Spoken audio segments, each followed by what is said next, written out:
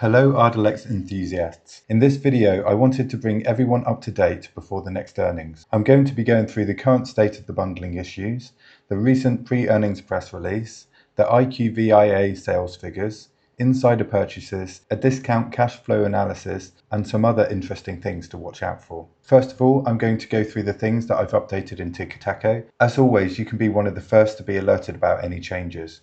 Just click here and subscribe to the updates. It's completely free. So the first thing I want to talk about is the ESRD-PPS, or the bundling as we call it. So if we go into here, we can see that the ball points now are all greyed out. We have the TDAPA, the HR 5074 bill, and the lawsuit against the CMS. So earlier in 2024, Ardelyx decided not to go forward with the TDAPA. The HR 5074 bill was not passed before the end of the year, and the lawsuit against the CMS got rejected before it even really got started. All of this has had a negative effect on the stock price, and it's probably why it sat as low as it sat now. Exposure going into the bundle has changed it from a potential $2.5 billion project to a projected $750 million project, as stated in the pre-earnings release. That represents a significant drop in the potential revenue for Ardelyx. In fact, that's a 50% drop from $3.5 billion to $1.75 billion. However, this is a new year, and there's potential that the HR 5074 bill could come back. However, the previous bill was about keeping it out of the bundle, so this new bill would have to be about taking it out of the bundle, and there may be legal complications there. I guess we're just going to have to find out as the year progresses. I doubt that they are going to broach the lawsuit again, just because they really didn't get very far with this. So the next thing that I updated was to do with the insider selling. There has been some more insider selling, most notably from Mike Rabb, of course, but for those of us from the StockTwits community, we know about the Michael Mott purchases. Now, Michael Mott is on the board of directors, and he didn't just make one purchase, he made 3 purchases of $1 million. And the last of these 3 purchases were made on the 21st of January, the one before that was made on the 26th of December, and the one before that on the 19th of December. And as we can see with the share price, the first purchase was made around here and had a small uptick. The second purchase had this much bigger uptick, and the third one here had another big uptick. Now, what I'm really hoping with these purchases is that they've created a floor, one here and then one reinforced here around the $5 mark. I'm really hoping that now we don't see Ardelyx under the $5 mark again unless we get some really bad news. But of course, I can't make any promises about that. So the next thing that I wanted to take a look at was Ozempic reducing the market. So this was never really a big worry about mine, but there has been some news I wanted to talk about recently. And that is that Ozempic has recently been approved for kidney disease. So if we click into here, we can click onto the proof. And here's the headline: US FDA approves Novo Nordisk's Ozempic to cut the risk of diabetic kidney disease progression. So this means the FDA does believe that Ozempic will reduce kidney disease. If we scroll down a bit further, we can see here that the approval was based on data from a late-stage study, that Ozempic helped cut the risk of death from chronic kidney disease and major cardiac events by 24%. Now, this doesn't scare me too much for a few reasons. The first of which is that 24% is shared between the chronic kidney disease and the major cardiac events. And also, this doesn't cover the full field of how people actually get chronic kidney disease, and this doesn't affect the people that have chronic kidney disease already. However, it is a piece of important information we all should know. So next that I wanted to talk about were the catalysts for the upcoming year. And there's 2 big things I'm really looking forward to. And that's the expansion of the pipeline. Now, they've mentioned this a few times. They've been talking about how they have money in reserves, and they are talking about developing or acquiring a new molecule. And this could be happening this year. And another catalyst that we have to look forward to is the Chinese approval. Now, this was meant to have happened by the end of 2024, but we're now expecting this in the first half of 2025. This should be a big boost for the stock price if it's approved. Again, you can keep up to date with the catalysts by subscribing here. So next, I want to bring your attention to this post by Hawks. This is based off IQVIA data from Frank's posts. And it shows here that from the end of October, the exposure sales have been steadily decreasing. Now, this was expected, of course, because of the bundling issues, but this has now reached 50% of what it used to be. So we're hoping that this is the bottom of the sales figure reductions. If this is indeed a bottom to the reductions and we start to see an increase from here, I think we should start to see a steady increase in the stock price.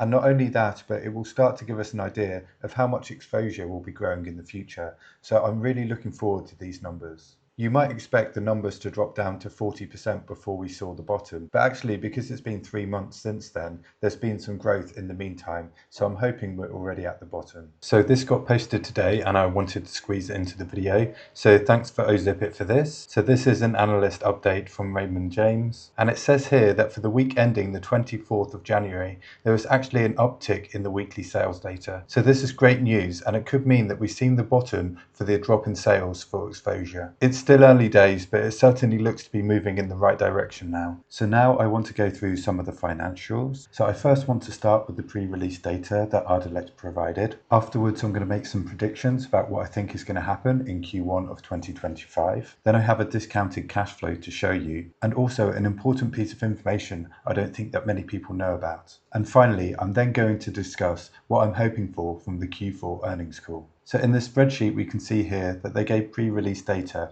of 54 million for Ibis-Rela and 57 million for exposure. And that represents a 13 million jump for Ibis-Rela and a 5 million jump for exposure. Now, as you can see, this is a significant jump for Ibis-Rela, which in the previous quarter only jumped by 5 million, and then in this quarter jumped by over 13 million. However, it's the opposite for exposure, which had a 14 million jump last quarter, and then a 5 million jump this quarter. Now, we kind of expected this difference for exposure, and the Ibis-Rela jump, we've been told, is because of the sales team, and I certainly think a lot of it is attributed to that. However, some people are speculating that some of the exposure patients are now saying that they have IBS issues, so that they can get a hold of the drug, which will be missing when it goes into the bundle. I'm not sure if this is true because Ardelyx says that Ardelyx Assist will give this drug away to the people that need it. But I do think that there is a possibility there, and I'm looking forward to see what the Ibis-Rela sales do in the future. So my predictions for Q1 of 2025 is that Ibis-Rela before growth will stay the same as probably expected.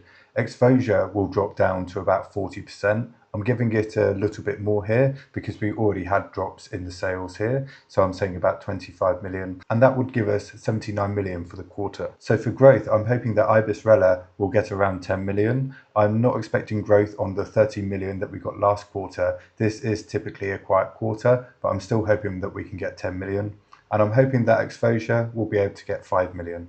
And that should leave us with 94 million for the quarter. Now, this is still below last quarter, and last quarter we still weren't able to get a profit. So I am expecting there to be a net loss in Q1 of 2025. However, I do think we will quickly recover from this, and we will be back to profit in Q2 of 2025. So I have created a very simple discount cash flow for this company. So in this example, I'm setting 2024 at 0 profit, and then I'm putting a $200 growth every year until 2023, and then I've maxed that out at around $1.2 billion. As you can see from the sum here, that brings us to just under $8 billion. I've then applied a discounted cash flow of 10%, and that brings us to a value of $4.5 billion for this company, which represents nearly 4 times growth from here. Now, with the current stock price sat around $5, that should represent a stock price of $20. So really, I think this stock should be sat somewhere between $15 and $20. The reason I don't think it's currently sat at that stock price is just because of the question of growth of exposure. So I'm hoping that by the end of the year, when we've seen the bottom of the exposure sales and then we've seen the growth per quarter, and then analysts will be able to better predict the future for this company. One reason I did want to show this though is because some investors do think this stock might be going to 30, 40, 50. And to be honest, at the moment, I don't see that anymore. Not unless we get some really good news like exposure being able to be sold outside of the bundle, or some business development that includes another blockbuster molecule. So just to explain why I picked 200 here. So I was using growth of around $17.5 million per quarter. That would give $280 million growth per year, and I'm assuming that would add 200 million of net profit. I did put an upper limit here because they said the peak sales would be around 1.75 billion. Obviously, this is quite a simple example to show my point, but one thing I'd like to really point out is that if you change the number here, so say somehow they managed to reach those peak sales quicker, you can really see a difference in the prices here. So say we managed to get 100 million profit in the first year. That actually adds 600 million to the total, and you can see here that the cash flow went up by nearly $500 million. So hopefully the management team can really boost those early sales and get us a much better value for this company. So the thing that I wanted to point out that I don't think many people know about is the termination agreement with AstraZeneca. So this was for obtaining the tenapanor molecule. So they agreed to pay up to $75 million for this, and they've already paid $50 million for this. In the last quarter, they paid $10 million towards this payment. This is a royalty-based payment, so they are likely to pay more this quarter and next quarter as well. But what's important about this is that there's only $25 million left to pay. So I think by the second quarter, they would have already paid off this loan. So what we are going to see then is an increase to the net profit. And that should be in the region of around $10 million per quarter, some of that coming in the second quarter and some of that coming in the third quarter. Of course, this type of a boost to the net profit is likely to have a knock-on effect on the stock price. So this is definitely something to look out for. So I've also added to the catalyst the Q4 earnings report 2024, and that's going to come out on the 20th of February before markets open. This should be a major catalyst for the company. There's some things that I really want to hear about.